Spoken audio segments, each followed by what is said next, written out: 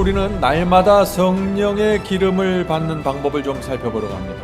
예수께서는 나를 따라오라고 말씀하셨습니다. 그런데 문제가 있죠.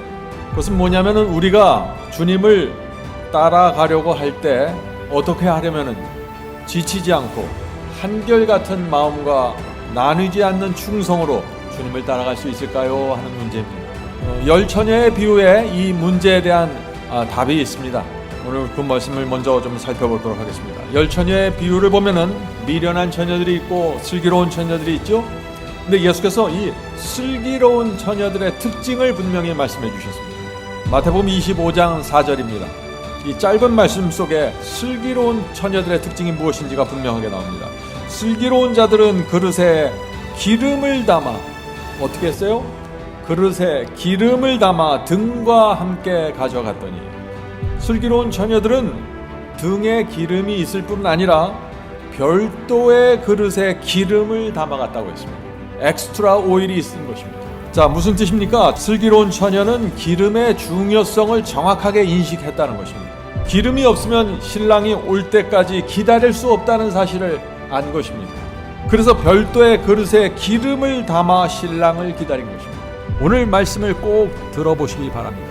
성도 여러분, 열 처녀의 비유에서 이 기름이 무엇입니까? 성령의 역사를 뜻하는 것이죠. 잊지 마세요. 이 슬기로운 처녀들은 처음부터 성령의 역사가 얼마나 중요한지 알면서 주님의 오심을 기다렸던 사람입니다. 성령께서 내게 함께 하셔야만, 성령의 기름이 있어야만 내가 지치지 않고 한결같은 마음으로 그리스도의 재림을 기다릴 수 있다는 사실을 안 것입니다. 그래서 이 성령의 역사가 이 슬기로운 처녀들에게 지속적으로 이루어졌다는 것입니다. 단 한순간도 등불이 꺼지지 않았다는 것이죠.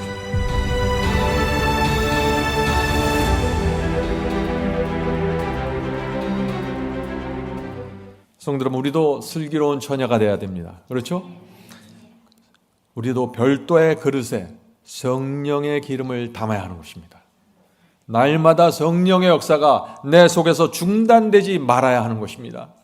그래야만 등불이 꺼지지 않고 계속해서 불탄다는 것이죠. 슬기로운 처녀들은 그래서 성령의 사람들입니다. 성령으로 회개하고 성령으로 육신을 쳐서 못 받고 성령으로 봉사하였고 성령께서 주시는 자비로운 마음으로 사람들에게 봉사하고 나눴던 것입니다. 성령께서 늘 그들의 마음을 감동시켰습니다. 성령께서 그들의 양심 속에 늘 음성을 주셨습니다. 물론 이 음성은 귀로 듣는 음성이 아닙니다. 양심 속에서 조용히 들려오는 세미한 음성 말이죠. 성령의 음성입니다. 우리도 날마다 이 음성을 대화할 때, 봉사할 때, 교회에서 일할 때, 가족들과 함께 있을 때 늘 성령의 음성을 듣는 훈련을 하십시오. 성령께서 그렇게 하면 안 된다, 이것이 진리니 이것을 잡아야 한다, 이 길이 정론이 이 길로 가야 해, 이런 양심의 음성을 들려주실 때 붙잡으셔야 됩니다. 자, 그래서 이 밤중에 신랑 예수가 온다는 그 외침이 들릴 때까지 이 슬기로운 처녀들의 등불이 환하게 비쳤다는 것입니다. 성도 여러분, 성령은 기름처럼 빛을 비추게 하고 또 성령은 비와 이슬처럼 내려서 우리 메마른 마음을 촉촉이 적셔주는 것입니다. 성령이 있어야 은혜스러운 사람이 되는 것입니다. 성령이 없으면은요, 우리가 하루를 그리스도인으로 살아갈 수가 없어요. 성령이 필요한 것입니다. 오늘 우리가 이 말씀을 나눌 때 성령의 기름이 우리 마음에 흘러 들어오게 되길 제가 간절히 바랍니다. 요한복음의 마지막 장이 21장입니다. 요한복음 21장을 보면 예수께서 제자들에게 나타나시는 장면이 있는데, 제자들이 예수님을 따르기 위해서 모든 것을 바쳤습니다. 전토를 바치고 집을 바치고 그물과 배까지 다 팔아서 정리했습니다. 가족도 제대로 돌보지 못했어요. 그러면서 주님을 따랐습니다. 그런데 왜 따랐어요? 예수께서 곧 새로운 왕국을 이 땅에 세울 것을 굳게 믿고 따른 것입니다. 그런데 어떻게 됐어요? 예수께서 갑자기 십자가에 달려 돌아가신 것입니다. 제자들의 마음이 어땠을까요? 그들이 기대하고 원했던 것과는 전혀 다르게 예수님의 생애가 맞춰져 버린 것입니다.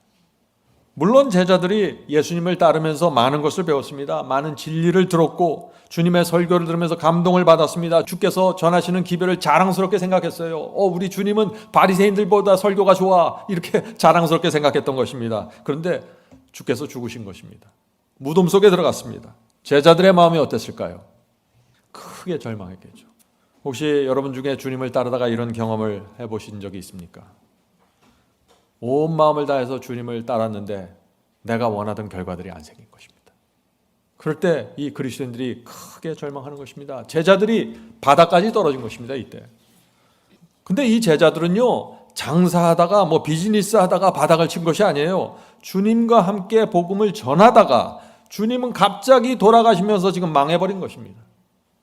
이럴 때 우리들은 큰 낭망에 들어가게 됩니다. 저도 주님을 따라가다가 크게 낭망한 적이 있습니다. 왜요? 내가 생각한 대로 내 인생이 풀리질 않는 것입니다. 내가 생각한 대로 계획이 이루어지질 않습니다. 나는 주님을 위해서 열심히 일했고 헌신했는데 왜 내 인생이 이렇게 될까? 그런 고민에 들어가게 되는 것입니다. 자, 이 베드로가 그래서 크게 낭망하면서 또 이렇게 말합니다. 요한복음 21장 3절입니다. 요한복음 21장 3절. 시몬 베드로가 나는 물고기 잡으러 가노라 하매. 자, 이제 다 끝났으니까 난 이제부터 물고기 잡으러 가겠다 이 얘기하는 거죠. 물고기 잡으러 가노라 하매 저희가 우리도 함께 가겠다 하고 나머지 제자들도 지금 따라가는 것입니다. 가겠다 하고 배에 올랐으나 이 밤에 아무것도 잡지 못하였더니, 지금 제자들은 베드로를 앞장 세우고 그들이 가장 잘할 수 있는 물고기를 지금 다시 잡아서 재기하려고 한 것입니다. 그런데 밤새 한 마리도 잡지 못했습니다. 제자들이 얼마나 낙담이 되었을까요? 상상이 되십니까? 그들이 3년 반을 따라다니는 예수께서 돌아가셨습니다. 없습니다. 기댈 데가 없습니다. 성도 여러분, 이 세상에서 가장 큰 낭만과 절망이 뭔지를 아세요? 장사하다 망한 것이 아닙니다. 주님을 위해서, 하나님을 위해서 모든 것을 바치고 따랐는데 망했다는 느낌이 들 때입니다. 주님 뜻대로 살려고 애쓰고 애썼는데 하나님께서 어떤 도움도 나를 도와주지 않는다고 느낄 때입니다. 하나님께서 나를 인정해 주지 않는 것 같은 느낌이 몰려올 때가 가장 힘든 것입니다. 그래서 제자들은 절망했고 그들의 등불이 꺼져버렸습니다. 마음의 등불이 꺼졌어요. 기름이 흘러들어오질 않았습니다. 도무지 다시 살아날 것 같지 않아요. 그런데 십자가 이후에 어떻게 됐습니까? 등불이 다시 켜지기 시작했습니다. 주께서 부활하신 이후 믿음이 다시 생기면서 등불이 다시 타올랐습니다. 등불이 타오르는 조건 뭐예요? 믿음이 있어야 됩니다. 믿음이 살아나야 등불이 타오릅니다.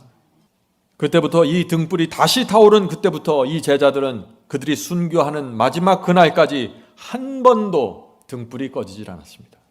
다시 말해서 성령의 기름이 계속해서 흘러왔다는 것입니다. 오늘 우리가 이 비결을, 이 신앙의 비결을 좀 살펴보려고 하는 것입니다. 이 제자들과 같은 그 비슷한 상황이 열왕기상 4장에도 나옵니다. 한 여인의 남편이 하나님께 충성스럽게 헌신하면서 살다가 갑자기 죽었습니다. 그런데 이 아내와 두 자녀는 너무나 가난하게 되었습니다. 남편이 집안을 돌보지 않고 그냥 헌신하고 희생하다가 집안이 굉장히 어렵게 된 것입니다. 빚쟁이들이 달려들어서 이 여인의 두 자녀를 노예로, 종으로 끌고 가겠다고 지금 달려들고 있는 것입니다. 이 여인의 마음이 어땠을까요? 등불이 꺼진 것입니다. 절망했습니다. 그래서 이 여인이 급히 엘리사에게 도움을 청하는 것입니다. 자, 열왕기하 4장 1절 읽겠습니다. 선지자 생도의 아내 중에 한 여인이 엘리사에게 부르짖어 가로되 당신의 종 나의 남편이 이미 죽었는데 당신의 종이 내 남편이 여호와를 경외한 줄을 당신이 아시는 바니이다. 이제 빚쟁이들이 이르러 나의 두 아이를 취하여 그 종을 삼고자 하나이다. 얼마나 기가 막힌 형편입니까? 자, 성도 여러분, 그런데 여기에 나오는 이 여인의 죽은 남편, 내 남편은 충성스럽게 살다가 죽었습니다 하는데 그 남편이 누구일까요? 그래서 유대인의 주석집이 있는데 유대인의 주석집을 보면은 이 여인의 남편은 오바댜라고 합니다. 오바댜.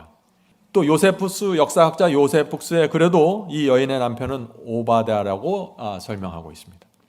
자, 오바댜가 누구인가요? 아합 왕의 신하였습니다.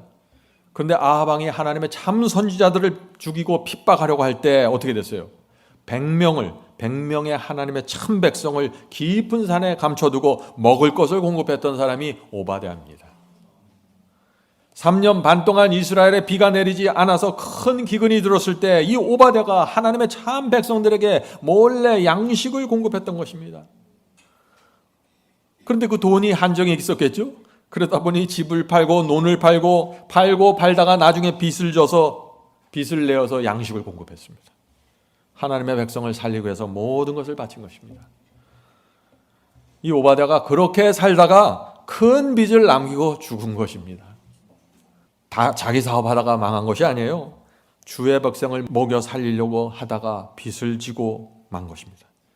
그런데 그 남아있는 가족이 어떻게 되겠어요? 이 오바댜의 아내는 빚에 쪼들려 살았겠죠? 두 자녀가 이 자녀까지 빚쟁이들에게 붙잡혀서 지금 끌려가게 된 상황이 된 것입니다.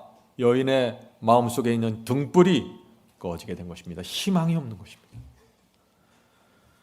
성도 여러분, 그래서 이 여인이 할 수 있는 건 하나밖에 없습니다. 엘리사에게 와서 간절하게 부탁하는 것입니다. 선지자님, 내 남편이 얼마나 충성스러운지 당신이 알고 하나님께서 아십니다. 어떻게 이렇게 우리를 내버려 둘 수 있나요? 엘리사가 어떻게 했습니까? 지금 여인이 영적으로 이 희망을 완전히 잃어버렸을 때 다시 등불이 불타오르는 과정을 우리가 살펴보는 것입니다. 엘리사가 어떻게 했어요? 여인의 집에 있는 모든 그릇을 가져오라고 했고, 이웃의 집에 있는 모든 그릇을 가져오라고 했습니다. 그리고 모든 그 비어있는 빈 그릇에 기름을 엘리사가 채워주기 시작합니다. 기적이죠.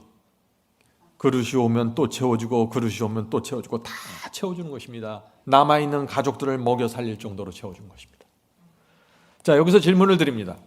열왕기 4장의 이 여인의 이야기는 하나님께서 기름을 기적적으로 채워주셔서 경제적인 도움을 주는 이야기입니까? 아니면 영적인 전쟁에서 하나님께서 당신의 백성들을 어떻게 도우시고 인도하시는가에 대한 이야기입니까?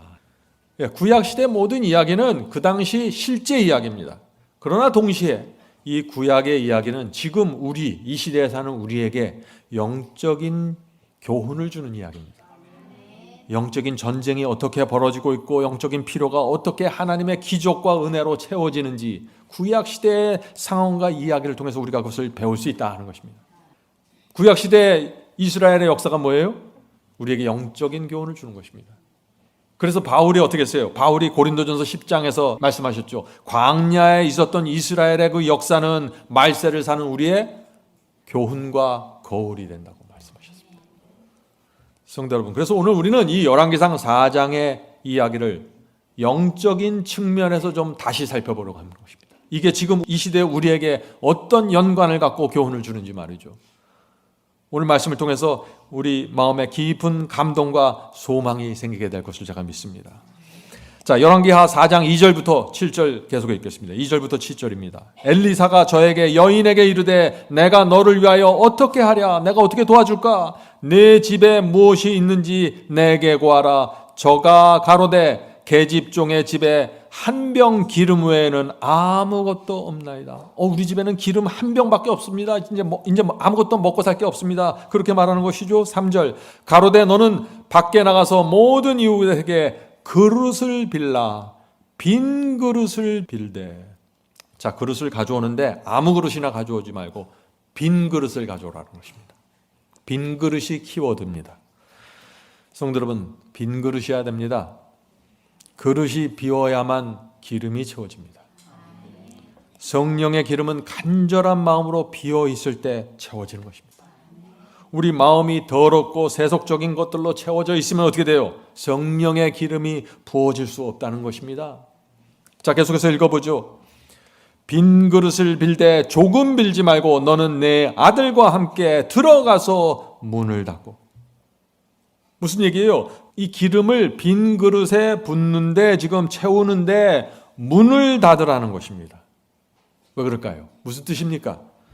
성령의 기름이 우리 마음에 부어지는 이 경험은 어떻게 해요? 문을 닫고 이루어지는 경험입니다.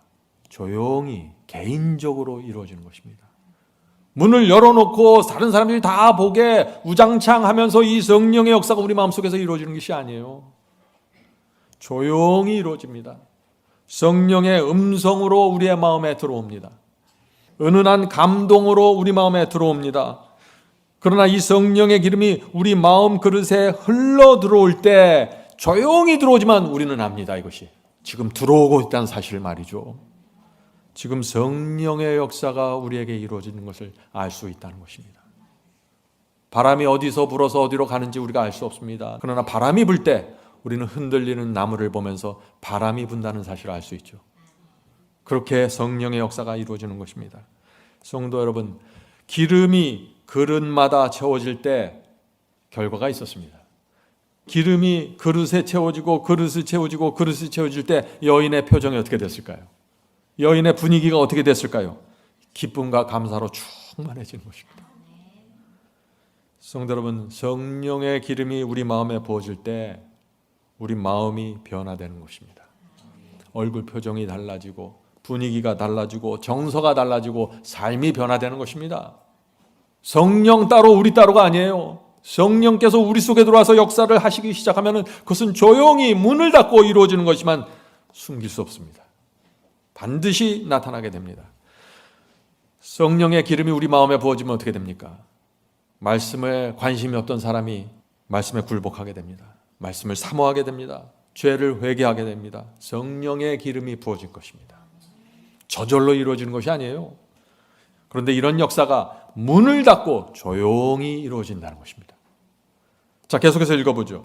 자, 함께 들어가서 문을 닫고 그 모든 그릇에 기름을 부어서 차는 대로 옮겨 놓으라. 여인이 물러가서 그 두 아들과 함께 문을 닫은 후에, 계속해서 문 닫는 얘기가 나오죠. 문을 닫은 후에 저희는 그릇을 그에게로 가져오고 그는 부었더니 그릇에 다 찬지라. 여인이 아들에게 이르되 또 그릇을 내게 가져오라. 아들이 가로되 다른 그릇이 없나이다 하니 기름이 곧 그쳤더라. 더 이상 빈 그릇이 없을 때까지 기름이 계속해서 부어지면서 채워지는데, 채워질 그릇이 더 이상 없으면 어떻게 돼요? 기름은 멈춘다는 것입니다. 기름은 항상 빈 그릇에만 채워지는 것입니다. 어정쩡한 그릇에 채워지는 것이 아니에요.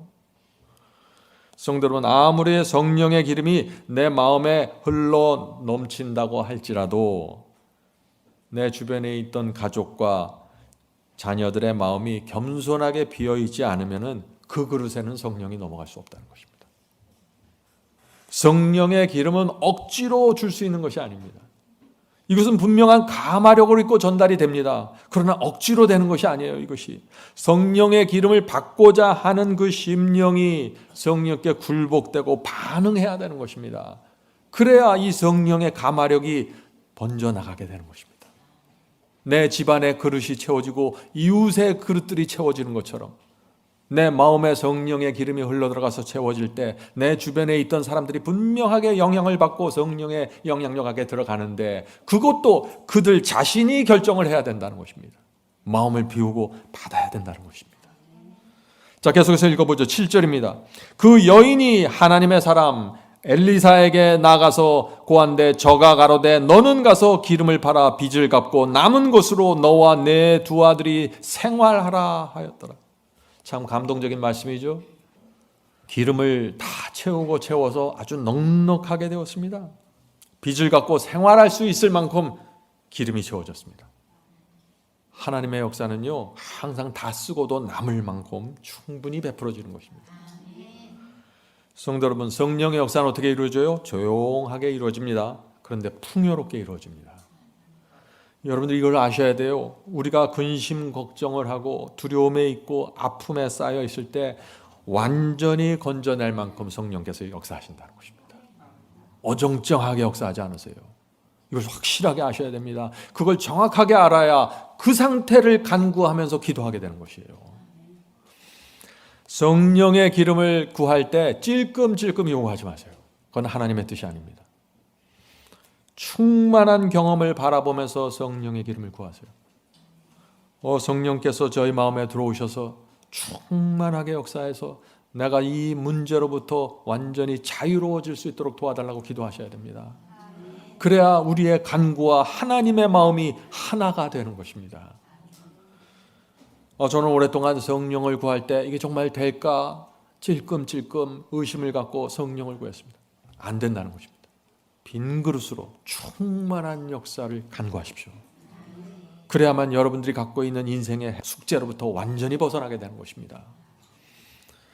자, 하나님께서 이 여인에게 역사를 하는데 이 여인이 갖고 있던 기름 한 병부터 시작했습니다. 그죠?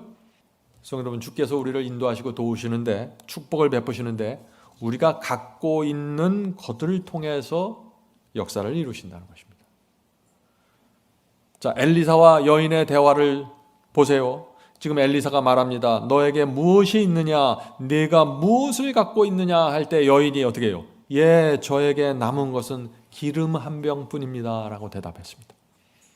다시 말해서 이 한 병의 기름이 받쳐질 때 여기서 놀라운 기적이 펼쳐진다는 것입니다. 성도 여러분, 하나님께서 여러분에게 주신 재주와 은사와 달란트가 무엇입니까? 그것을 바칠 때 거기서 놀라운 역사가 시작된다는 것입니다. 여러분이 갖지 않는 어떤 것으로부터 시작되는 것이 아니에요. 여인이 갖고 있던 기름 한 병을 드렸을 때 놀라운 역사가 이루어진 것처럼 우리도 우리가 갖고 있는 어떤 것을 주님께 드리고 복음 사역을 하고 나누고 섬길 때 하나님께서 역사하시고 기적이 생긴다는 것입니다. 성도 여러분, 저는 젊었을 때 제가 가진 아주 적은 재주를 주님께 드렸습니다. 딱히 재주랄 것도 없는 것이었는데 그걸 드린 것이에요. 그런데 주님께서 저를 불쌍히 보시고 그것을 사용해 주셨습니다. 하나님께서는 그 재주의 크고 작음을 보는 것이 아니라 그것을 간절한 마음으로 드리냐를 보는 것입니다. 어차피 능력은 나에게 나오는 것이 아니라 하나님의 역사로 이루어지기 때문에 말이죠. 그래서 제가 바쳤을 때 많이 제가 부족했습니다. 많이 넘어졌습니다. 그런데 저는 포기하지 않았습니다. 계속해서 바쳤습니다. 그때 하나님께서 그것을 계속해서 사용해 주신 것입니다.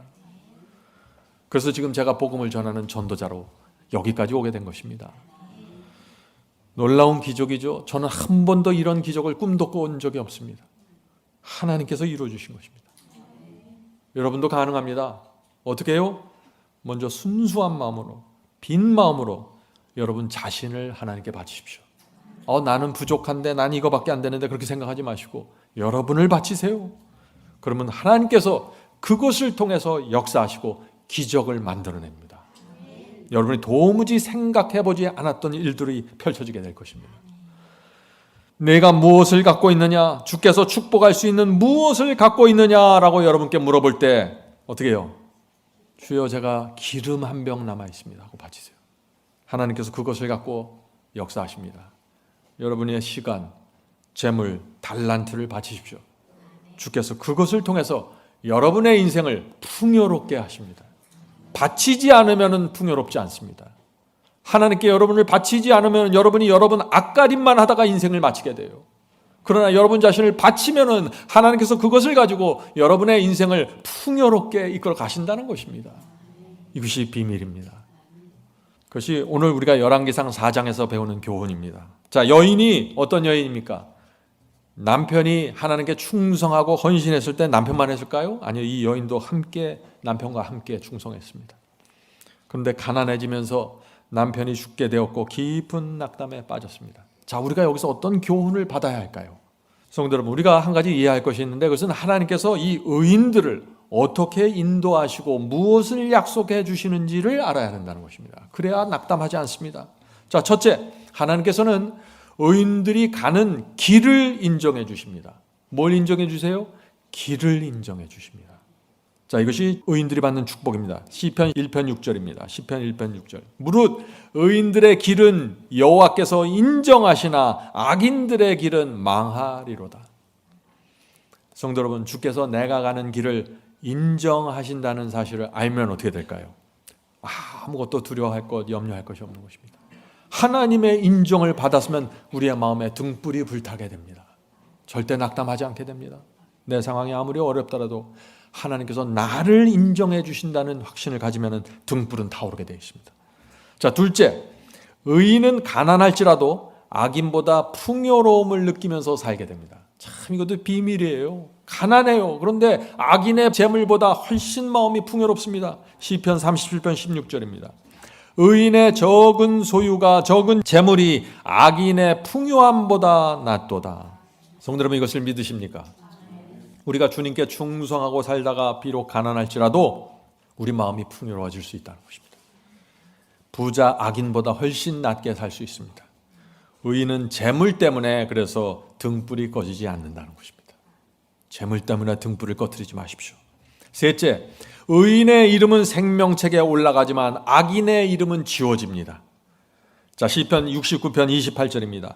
악인들을 생명책에서 지우사 의인들과 함께 기록되지 말게 하소서. 놀라운 말씀이죠. 생명책에는 오직 의인들의 이름만 기록된다는 것입니다. 하나님께서는 이 충성스러운 의인들의 이름을 악인들의 이름과 나란히 놓지 않겠다는 것입니다. 구별하시겠다는 것입니다. 넷째, 의인의 등불은 타오르지만 악인의 등불은 꺼집니다. 자, 잠언서 13장 9절입니다. 의인의 빛은 환하게 빛나고 악인의 등불은 꺼지느니라. 자, 의인은 성령의 기름을 계속 공급받기 때문에 이 세상을 빛과 소금으로 살아가기 때문에 등불이 계속해서 빛나는 것입니다. 그런데 악인은 어떻게 돼요? 성령의 기름을 공급받지 못합니다. 미련한 처녀들입니다. 그래서 등불이 꺼져버리는 것입니다.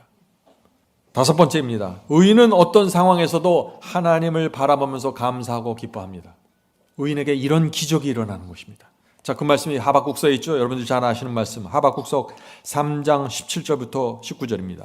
비록 무화과 나무가 무성하지 못하며 포도나무에 열매가 없으며 감람나무에 소출이 없으며 밭에 먹을 것이 없으며 우리의 양이 없으며 외양간에 소가 없을지라도, 이 정도 되면 낙담해야죠.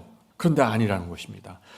소가 없을지라도 나는 여호와로 말미암아 즐거워하며 나의 구원의 하나님으로 말미암아 즐거워하며 나의 구원의 하나님으로 말미암아 기뻐하리로다. 주 여호와는 나의 힘이시라. 나의 발을 사슴과 같게 하사 나를 나의 높은 곳으로 다니게 하시리로다. 상황은 절망입니다. 그러나 이 사람의 내적인 경험은 높은 영적인 경험으로 올라가는 것입니다. 의인의 경험입니다. 성도 여러분, 어떻게 모든 것을 잃어버리고 망했는데 이런 감사와 기쁨이 나올 수 있을까요? 어떻게 이것이 가능할까요? 성령께서 이 사람의 가슴에 세미한 음성을 주고 계시기 때문입니다. 아무도 나를 인정해 주지 않고 눈에 보이는 하나님의 기적이 전혀 일어나지 않을지라도, 열매가 없고 추수가 없을지라도, 곡식이 없는데 성령께서 우리 마음에 세미한 음성으로 확신을 주시는 것입니다. 내가 네 고난을 안다. 내가 내 충성을 안다. 너는 반드시 보상을 받을 거야. 이 가슴 속에서 들려오는 이 성령의 음성을 붙잡고 고난과 환난을 통과하고 기쁨이 충만해지는 것입니다. 이것이 의인의 경험입니다. 등불이 꺼지지 않는 사람들 말이죠. 성도 여러분, 오늘 우리가 이것을 배워야 하는 것입니다. 제가 성령을 오늘 말씀드릴 때 계속해서 음성이라고 표현한다고 해서 오해하지 마세요. 성령은 인격체십니다. 우리의 양심에 호소하시고 가르쳐 주시는 하나님이십니다. 성령은 음성으로 들려오지만 그 음성을 주는 분은 하나님이시라는 것입니다. 마태복음 13장 32절 보겠습니다. 마태복음 13장 32절. 누구든지 성령을 거역하면 이 세상과 오는 세상에서도 사하심을 얻지 못하리라. 무슨 뜻이에요? 성령께서 우리 양심 속에 호소하시고 인도하시는데 그것을 거절하면 죄사함도 없고 희망이 없다는 것입니다. 그런 사람은 양심에서 하나님의 음성이 파고드는데 그것을 거절하면 거기에 어떻게 희망이 있겠냐 하는 것이에요. 성도 여러분, 성령께서 음성으로 우리에게 말씀하실 때 굴복하십시오. 그래야만 성령의 기름이 흘러가게 돼서 우리의 삶에 풍요로운 길이 열리게 되는 것입니다. 어떤 절망 속에서도 말이죠. 요즘 우리가 매주 화요일마다 사도행전을 공부하고 있죠. 정말 중요한 공부입니다. 사도행전. 이 사도들이 매를 맞고 복음을 전하는데 매를 맞고 굶주리고 감옥 속에 들어가는 일들이 계속해서 이 1세기에 펼쳐집니다. 많은 교인들이 핍박과 가난에서 떨어져 나갔습니다. 흔들려서 말이죠. 사도들의 마음에 두려움이 있었고 괴로움이 있었고 외로움이 밀려왔습니다. 사도들도 사람입니다. 그런데 이 사도들이 어떻게 그 모진 상황에서 승리할 수 있었을까요? 두 가지로 승리한 것입니다. 결국에는 첫째, 이 사도들은 자신이 붙잡고 있던 진리에 대한 확신이 있었습니다. 내가 전하는 복음, 내가 믿는 복음은 틀림없는 하나님의 진리다 하는 확신이 있었어요. 그래서 흔들리지 않았던 것입니다. 상황이 어떻게 펼쳐지더라도. 둘째, 성령의 조용한 음성이 있었습니다. 이 두 가지를 붙잡고 이 사도들이 승리한 것입니다. 우리도 그렇게 승리하는 것입니다. 성도 여러분, 여러분은 여러분이 믿고 있고 붙잡고 있는 진리에 대한 확신이 있습니까? 그것이 있으면 여러분도 사도들의 신앙으로 들어갈 것입니다. 여러분은 성령의 음성을 들으면서 사십니까? 성령께서 여러분의 양심과 마음에 호소하실 때 그것을 붙잡고 따라가시나요? 그렇다면 여러분이 사도들의 신앙으로 들어가는 것입니다. 그래서 이 진리에 대한 확신과 성령의 음성으로 우리 심령이 평안해지고 위로를 받고 용기를 얻게 되는 것입니다. 이런 훈련이 되어 있는 성도들은 어떤 고난과 환난도 승리하면서 통과하게 되는 것입니다. 성도 여러분, 이것이 성경의 신앙입니다. 감정이 뜨거워져야 뭐가 되는 게 아니에요. 감정이 뜨거워야 주님께서 나와 함께 하신다, 이런 믿음, 이런 생각을 갖고 있는 사람들이 오늘날 많죠. 신앙을 크게 오해한 것입니다. 사도들의 신앙은 전혀 그런 신앙이 아니었어요. 사도들은 어떤 감정과 느낌이 올 때까지 기다리던 사람들이 아니에요. 진리에 대한 확신과 양심 속에서 주시는 하나님의 음성을 붙잡고 가는 사람들이었습니다. 열왕기상 4장의 그 여인, 이 여인에게 기름은 정말 절박한 것이었습니다. 성령을 구할 때 절박한 마음으로 구해야 된다는 것이에요. 딱 한 병 남은 기름입니다. 이 기름이 있어야만, 이 기름이 유지되어야만 먹고 살 수 있고 생명이 유지되는 것입니다. 자식들과 함께 말이죠. 이 여인이 얼마나 간절한 마음으로 기름을 필요로 했을까요? 얼마나 간절한 마음으로 엘리사에게 도와달라고 요구했을까요?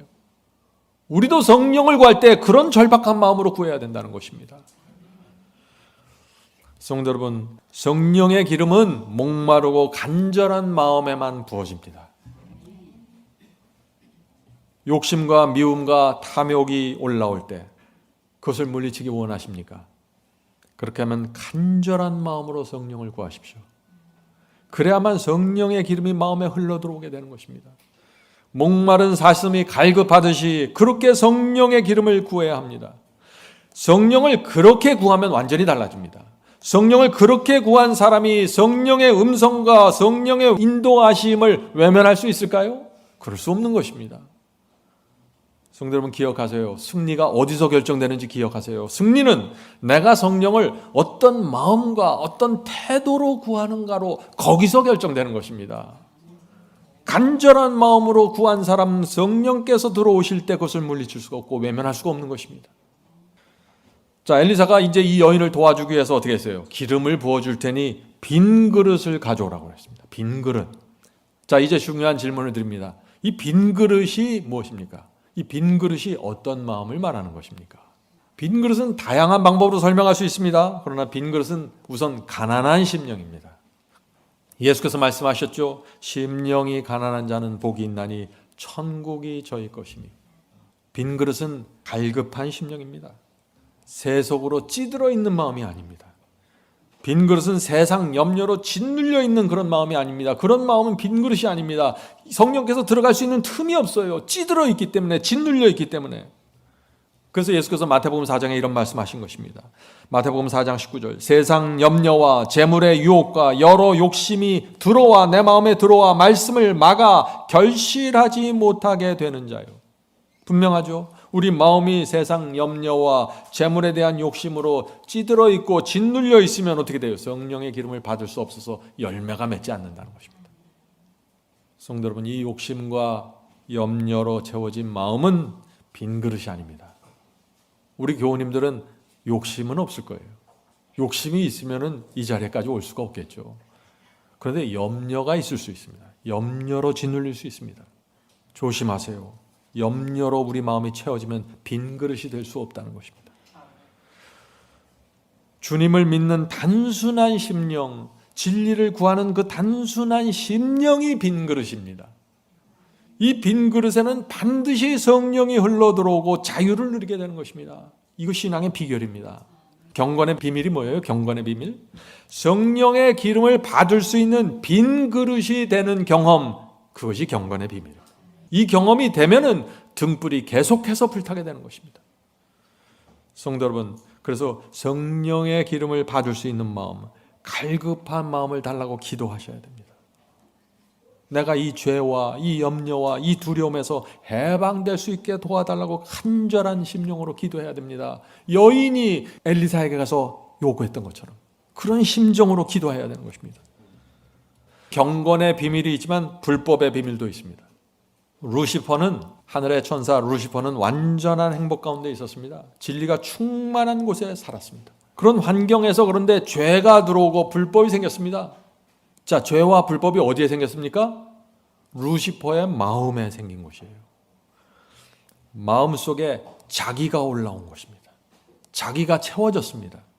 마음이 자기로 채워지면서 성령의 음재가 사라지는 것입니다. 우리 마음은 항상 뭔가 채워지게 돼 있어요. 나로 채워지면 성령은 떠나고 성령으로 채워지면 내가 떠나는 것입니다. 둘 중에 하나예요. 그래서 이 루시퍼는 마음이 자기로 채워지면서 성령의 기름이 사라져버렸다. 이것이 불법의 비밀입니다. 불법의 비밀이 뭐예요? 내가 채워지면서 성령이 사라지는 것입니다. 진리가 무엇인지 루시퍼가 알았습니다. 하나님의 사랑을 알았습니다. 그런데 그 마음에 자기가 채워졌습니다. 자아가 높여졌습니다. 성령이 사라졌습니다. 이것이 불법의 비밀입니다. 이 마음에 불법의 비밀이 생기면서 어떻게 됐어요? 루시퍼에게 어떤 일이 생겼나요? 얼굴에 하늘의 행복이 사라지기 시작했습니다. 평강이 사라졌습니다. 하나님께 대한 충성이 흔들렸습니다. 어린아이와 같은 단순한 심령이 사라졌습니다. 루시퍼의 마음에서 말이죠. 불법의 비밀이 이루어진 것입니다. 예수께서 너희가 어린아이와 같지 아니하면 결단코 천국에 들어가지 못하리라고 했습니다. 자, 이 말씀이 무슨 뜻인가요? 어린아이가 참 단순합니다. 어린아이는 지금 자기에게 필요한 것만 채워주면 어떻게 돼요? 아무 근심 걱정이 없습니다. 어린아이입니다. 배고파서 울다가도 엄마가 젖을 물려주면 금세 웃으면서 만족합니다. 어린아이입니다. 예. 예수께서 우리에게 바로 그런 사람이 되라고 요구하시는 것입니다. 그런데 사람들은 오늘 먹을 양식이 있어도 불평합니다. 몇 달 동안 먹고 살 수 있어도 근심하고 걱정하고 원망합니다. 그런데 어린아이들은 단순합니다. 아주 적은 것을 갖고 만족하고 행복해합니다. 내 옆에 엄마 아빠만 있으면 두려움이 없습니다. 예수께서 우리에게 그런 사람이 되라고 하는 것입니다. 내가 내 옆에 있지 않냐? 내가 하늘의 능력을 갖고 너를 인도하고 있지 않니? 이 우주에 나 같은 사랑과 나 같은 희생으로 너를 인도할 신이 없는데 왜 너는 나를 옆에 두고 그렇게 염려하고 두려워하고 걱정하니? 이 말씀을 하실 것입니다. 그래서 어린아이 같이 되라고 하실 것입니다. 그런데 이 루시퍼의 문제가 뭐예요? 바로 이 어린아이 같은 심정을 잃어버린 것입니다. 창조주 하나님의 사랑을 받고 있고 우주 최고의 진리를 붙잡고 있는데 그 마음이 비평적이 되었고 만족하지 못하고 은근히 불신의 씨앗을 뿌리면서 다니게 된 것입니다. 그래서 성령의 기름이 멈췄습니다. 루시퍼에게. 천사들에게 은근히 하나님께 대한 원망을 퍼뜨렸고 하늘에서 반역이 시작된 것입니다. 이것이 죄의 시작입니다. 성도 여러분, 우리 마음에 원망, 욕심, 불만족, 세상의 염려로 채워져 있습니까? 성령의 기름이 들어가지 못합니다. 마음을 비우셔야 됩니다. 빈 그릇이 되어야 하는 것입니다. 어린아이처럼 주님께 전적으로 의지하고 엄마 아빠에게 전적으로 의지하는 그 마음이 빈 그릇입니다. 자, 이제 질문을 드립니다. 많은 분들이 이런 질문을 합니다. 돈이 없는데 어떻게 마음이 행복할 수 있습니까? 몸이 아픈데 어떻게 마음이 평강할 수 있습니까? 자녀들이 지금 잘 안 풀리는데 어떻게 내가 만족할 수 있습니까? 걱정이 태산 같은데 어떻게 마음을 비울 수 있습니까? 이런 질문들 말이죠. 현실적인 질문이죠. 그래서 믿음이 필요한 것입니다. 그래서 이 어린아이가 엄마 아빠를 믿고 신뢰하는 것처럼 믿으라는 것입니다. 재물을 믿으면 재물이 없어질 때 불안한 것입니다. 명예를 믿으면 명예가 없어질 때 불안한 것입니다. 친구를 믿으면 친구가 움직일 때 불안한 것입니다. 그래서 계속해서 성령의 기름이 끊어지는 것입니다. 주님을 믿으면은 하늘의 왕 하나님을 믿으면은 모든 문제가 사라집니다. 마음에 풍요로움이 생깁니다. 근심 걱정이 사라집니다. 이것이 믿음의 파워입니다. 믿음으로 구원받는 것입니다. 그래서 자, 그런데 이 믿음이 없으면 어떻게 돼요? 한순간도 마음이 편할 날이 없어요. 걱정 하나 끝나면 또 다른 걱정이 밀려옵니다. 그래서 계속해서 등불이 켜질 날이 없는 것이에요. 이 등불이 말이죠. 교회를 아무리 열심히 다녀도 믿음이 없으면, 하나님을 진짜 믿지 않으면 늘 근심 걱정하면서 살게 됩니다. 인상 찌푸리고 성도 여러분, 주님을 믿고 신뢰하십시오. 우리 하나님은 우리가 정말 믿을 수 있는, 믿을 만한 분이십니다. 염려하지 마세요. 이렇게 우리가 주님의 말씀과 약속을 믿고 신뢰하면 어떻게 됩니까?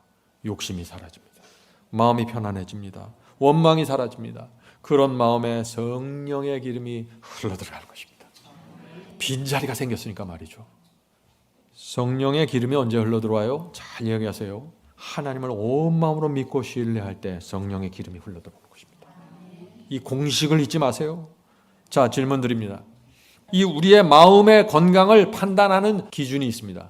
마음의 건강, 우리 마음이 건강한 상태인가 판단하는 중요한 기준이 무엇일까요? 하는 질문입니다. 간절함입니다. 간절함이 있으면 건강한 사람입니다. 우리 마음에 간절함이 없으면 그런데 병든 마음입니다.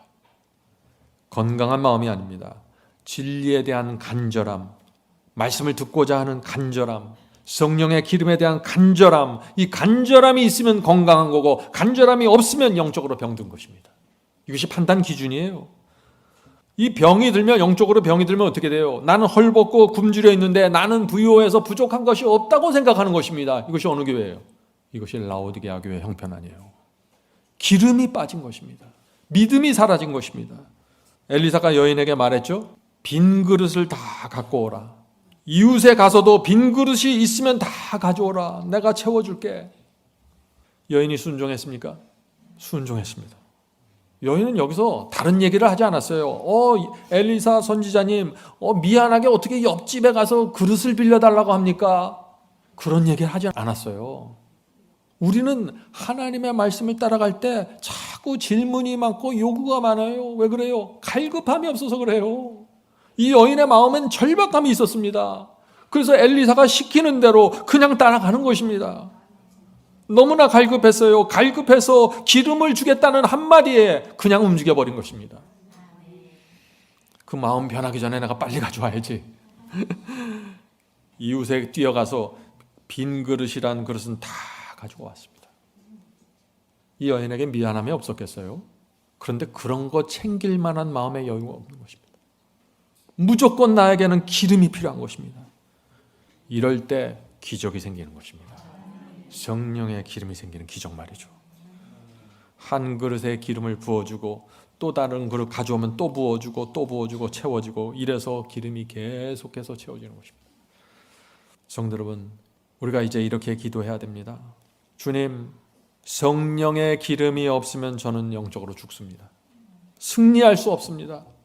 죄와 유혹을 물리칠 수 없습니다. 살려주시옵소서. 성령의 기름을 채워주시옵소서.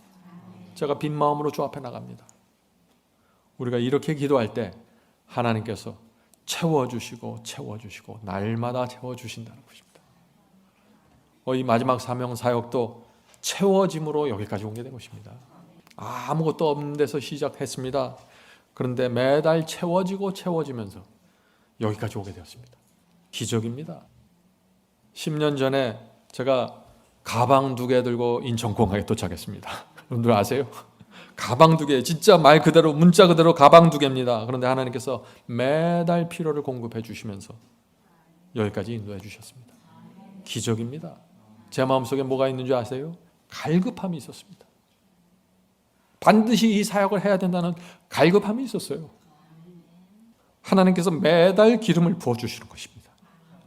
주께서 매주 말씀을 주셨습니다. 그래서 제가 설교할 수 있게 해주셨어요. 설교는 상상도 하지 않았던 사람인데 매주 설교를 하는 것입니다. 기름이 부어지는 것입니다. 기적입니다. 이것이 제가 경험하는 기적입니다. 유튜브에서 설교 듣는 분들로부터 매주 놀라운 간증들이 들어옵니다. 여러분들 아시죠? 한국에서, 일본에서, 호주에서, 미국에서, 유럽에서 이메일이, 문자들이 들어옵니다. 기적입니다. 매달 바이블 칼리지에 사람들이 등록해서 공부합니다. 기적입니다. 매달 계속해서 새로운 영혼들이 교회를 찾아옵니다. 저는 새로운 영혼들이 저 문을 열고 들어올 때마다 기적을 봅니다. 하나님의 기적입니다. 성도 여러분, 저와 여러분은 매달 하나님의 기적을 보면서 지금 가고 있습니다. 여러분들 그 사실 아세요? 그런데 우리가 이런 기적을 매주 보면서 우리의 믿음이 흔들릴 수 있을까요? 이것은 불가능한 건데 그런 일이 일어난다는 것입니다. 엄청난 기적이 매주 매달 일어나는 모습을 보면서도 걱정하는 사람들이 나타나고 근심하는 사람들, 불안해하는 사람들, 불평하는 사람들, 원망하는 사람들이 올라오는 것입니다. 그런데 이것이 우리 인간의 모습입니다. 성도 여러분, 우리가 이 문제를 어떻게 하면 고칠 수 있을까요? 엘리사가 말했죠. 문을 닫고 빈 그릇에 기름을 부으라. 이 경험을 배워야 하는 것입니다. 문을 닫고 빈 그릇에 기름을 붓는 경험을 배우셔야 하는 것입니다. 저와 여러분이 다 배워야 합니다. 경제적으로 힘들고 이런저런 시험과 유혹이 있고 고난이 올 때 조용히 문을 닫고 방에 들어가 성령의 기름을 구하십시오. 이것이 여러분을 구할 수 있는 유일한 길입니다. 내 속에서 조용하게 성령의 음성이 들려올 때까지 기도하십시오. 주께서 너를 인도하실 것이다.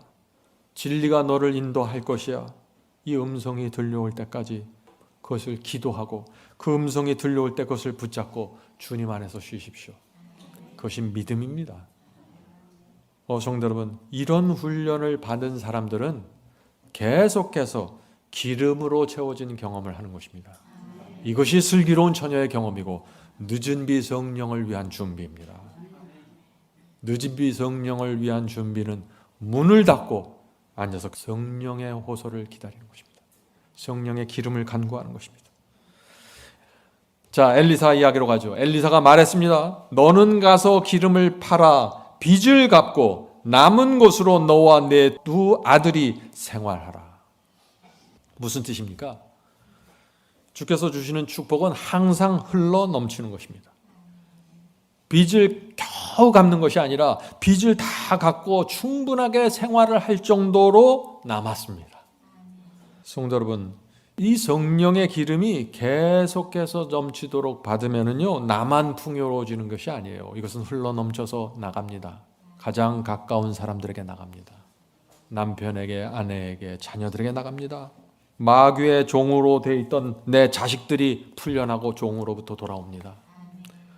시작은 어디예요? 내가 성령의 기름으로 충만해야 됩니다. 시작점이 어딘지를 보셔야 돼요. 자, 어떻게 풀려납니까? 부모가 계속해서 성령의 기름을 받으면 그 가마력이 자녀들에게 전달돼서 풀려나는 것입니다. 이것이 가장 중요한 축복이죠. 성도 여러분, 이 재물의 축복, 무슨 건강의 축복, 빚 갚는 축복, 이렇게만 성령의 축복이 오는 게 아닙니다. 성령의 기름으로 들어오는 경우가 굉장히 많습니다. 성령의 기름으로. 그래서 상황은 전혀 변하지 않는데 성령의 기름이 흘러 들어옴으로써 내가 그 상황 속에서 완전히 자유로워지는 것입니다. 전혀 불평불만이 없고 두려움이 없습니다. 성도 여러분, 우리 자녀들이 중요하죠. 성령의 기름을 우리가 먼저 받아야 된다는 것입니다. 우리 자녀들이 세상의 종으로, 죄의 종으로 살아가면은 우리 부모의 마음이 전혀 행복하지 않잖아요. 예수께서 재림하실 때 의인들은 하늘에 올라가게 됩니다. 그때 자녀들이 하늘 도성에 가지 못한다면 이 땅에서 자녀들의 성공이 무슨 의미가 있겠습니까? 그래서 우리가 자녀들을 위해서 기도해야 됩니다. 오늘 제가 말씀드리려고 하는 것은 이 최고의 자녀 교육법이 무엇인가? 부모가 성령의 기름을 계속해서 받으면서 사는 것이에요.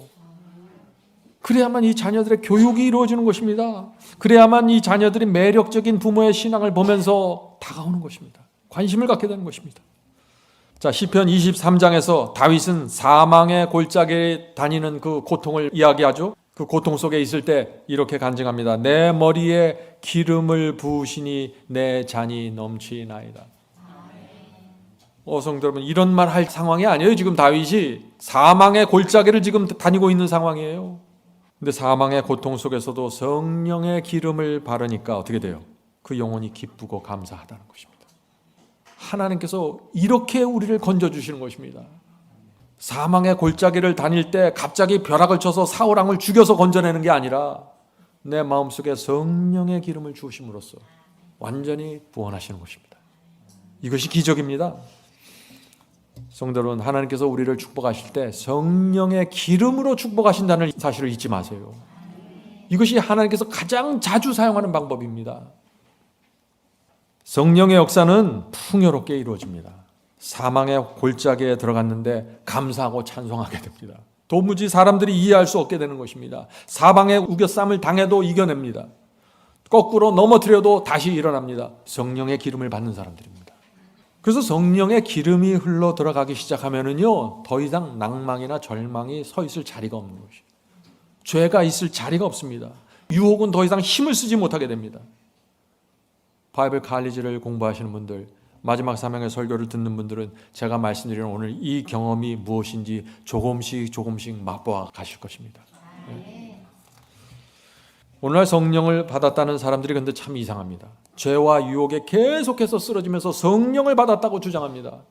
전 도무지 그것이 이해가 안 돼요. 어떻게 성령의 기름이 날마다 흘러들어오는데 그렇게 살 수 있을까? 가짜 성령이라는 것이죠. 바울은 성령을 받으면 예수 생명이 내 속에서 나타난다고 했어요. 그것이 성경 말씀이에요. 성도 여러분, 제가 다시 말씀드리지만 빈 그릇에 성령이 부어집니다. 우리 마음이 세상에서 해방되는 빈 그릇이 되어야 하는 것입니다. 염려에서 해방되고, 세상 욕심에서 해방되고, 부정적인 생각에서 해방되고, 원망과 불평에서 해방되어야 합니다. 시기와 질투에서 해방되어야 합니다. 교만과 이기심에서 해방되어야 합니다. 죄와 불순종의 고집에서 해방되어야 합니다. 어떻게 해방될 수 있을까요? 주님을 믿으면 해방된다고 했잖아요. 하나님을 믿고 신뢰하니까 해방되는 것입니다. 내가 너무나 귀한 감추인 보화를 발견했기 때문에 해방되는 것입니다. 내가 가장 소중한 것을 발견했다는 만족이 나를 해방시켜버리는 것입니다. 주님의 사랑과 희생을 봤기 때문에 해방되는 것입니다. 성도 여러분, 하나님께서는 이 진리를 붙잡고 전진하는 사람들을 반드시 책임져 주십니다. 하나님께서 그런 사람을 책임져 주시지 않으면 어떻게 하겠어요? 하나님과 사탄의 전쟁이 벌어지고 있는데 하나님께서 책임져 줄 수 있는 사람이 되어야 해요. 우리가 하나님의 최선과 하나님의 능력을 믿으면 근심 걱정에서 해방되는 것입니다. 성도 여러분, 상황이 바뀔 때까지 기다리지 마시고 성령의 기름을 받으십시오. 믿음으로 주님을 붙잡으십시오. 이 기독교 역사는 두 번의 큰 성령의 역사로 맞춰집니다. 여러분들, 제가 이 말씀을 몇 번 말씀드렸죠. 첫 번째 성령의 역사가 언제 있었습니까? 2000년 전 오순절 성령으로 크게 내렸습니다. 그때 다락방에 모인 이 120명이 빈 그릇으로 준비된 것입니다. 빈 그릇으로. 그래서 큰 오순절 성령을 받은 것입니다. 그 성령의 능력으로 복음이 전파되었고 진리의 씨가 이 땅에 떨어졌습니다. 그것을 이른비 성령이라고 우리가 부르고 있죠. 자, 두 번째 성령은 언제입니까? 늦은비 성령으로 내립니다. 마지막 환란이 오게 되면은 오순절 성령과 같은 엄청난 성령의 기름이 퍼부어집니다. 누가 받을까요? 똑같습니다. 빈 그릇들이 받는 것입니다. 빈 그릇들. 빈 그릇을 갖고 있는 성도들이 성령에 퍼부어지는 늦은비의 그 기름을 받게 될 것입니다. 그것을 늦은비 성령이라고 부르는 것입니다. 성도 여러분, 그 성령의 역사를 통해서 복음이 땅 끝까지 전파되고 예수께서 재림하시는 것입니다. 우리 모두 그 성령의 역사에 참여하기 위해서 날마다 준비하면서 살아가는 것입니다. 빈 그릇이 되는가로 결정되는 것입니다. 자, 질문을 드립니다. 이제 여러분들 이 질문에 대답하실 수 있습니다. 누가 늦은비 성령을 받게 될까요? 어떤 사람들이 마지막 성령의 역사에 참여하게 될까요? 누굽니까?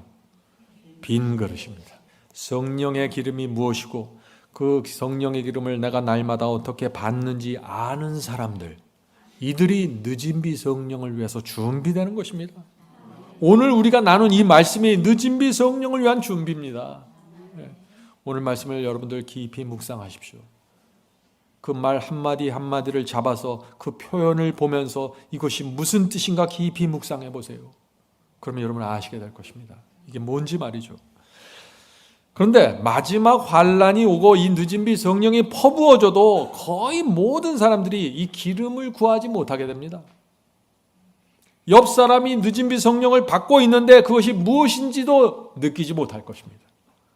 어떻게 그런 일이 생길까요? 그런데 오순절 성령 때도 그랬습니다. 제자들이 오순절 성령을 받아 놀라운 말씀을 전하고 능력 있게 복음을 전했는데 그 당시 거의 모든 유대인들이, 모든 사람들이 어떻게 돼요? 성령의 역사를 이해하지 못했습니다. 어떻게 했어요? 그래서 핍박하고 죽이려고 했잖아요. 사울까지 거기에 가담했잖아요. 바울까지 말이죠. 늦은 비 성령의 역사, 마지막 성령의 때도 똑같은 일이 반복된다는 것입니다. 늦은 비 성령이 퍼부어지고 있을 때 지구에 있는 거의 모든 사람들이, 대부분의 사람들이 이것을 전혀 이해하지 못할 것입니다. 오히려 핍박하고 죽이려고 달려들 것입니다. 그것이 마지막 환란의 장면입니다. 성도 여러분, 이제 말씀을 마치겠습니다. 그릇을 비워야 합니다. 우리 마음속에 숨겨져 있는 그 잘못된 생각들, 음흉한 생각들, 교만한 생각들, 이기적인 생각들, 이런 것들을 성령께서 들춰내실 때, 책망하실 때 겸손하게 굴복하십시오. 그것이 그릇이 비워지는 경험입니다. 그것이. 성령님, 제게 이 문제를 알려주셔서 감사합니다. 이제 제가 내려놓겠습니다. 고집하지 않겠습니다. 주여 저를 도와주시고 인도해 주시옵소서. 이것이 날마다 성령의 기름을 받는 사람의 태도입니다. 하나님께서 이런 성도들에게 기름을 주시고 슬기로운 처녀의 길로 인도해 주십니다. 부디 우리 모두 이 빈 그릇의 경험으로 가서 하나님의 마음에 큰 기쁨을 드리게 되길 제가 간절히 바랍니다. 하늘에 계신 저희들의 아버지, 저희가 이제부터 성령 하나님을 인격체로 받을 수 있도록 도와주시옵소서. 아멘. 성령께서 우리에게 음성으로 오시고 호소로 오시고 감동으로 오시지만 성령은 하나님이시고 하나님께서 접근하셔서 우리를 지도하고 계신다는 사실을 잊지 않도록 도와주시옵소서. 성령께서 저에게 오실 때 저희가 빈 그릇으로 나갈 수 있도록 도와주시옵소서. 주여, 저희가 온 마음으로 하나님의 사랑과 능력과 희생과 보호하심을 믿습니다. 저희가 그것을 믿을 때 저희 이 세상의 모든 것들로부터 해방된다는 것을 저희가 압니다. 저희가 해방된 그 빈 마음으로 주 앞에 나가오니 날마다 성령의 기름을 채워주시옵소서. 주여, 저희가 이 슬기로운 처녀의 경험으로 들어가길 원합니다. 주여, 저희를 인도해 주시옵소서. 이제 오늘부터 저희가 빈 마음으로 주 앞에 나가는 길을 배우고 훈련할 수 있도록 지도해 주시옵소서. 주여, 함께 예배드리는 성도들이 있습니다. 함께 이 자리에 오지 못한 여러 가족들이 있습니다. 주여, 그들을 돌봐주시고 또 이 자리에 모이는 교우들을 돌봐주셔서 저희가 하나의 공동체로서 하늘 도성 가는 길 함께 갈 수 있도록 축복해 주시옵소서. 예수님의 이름으로 간절하게 기도드립니다. 아멘.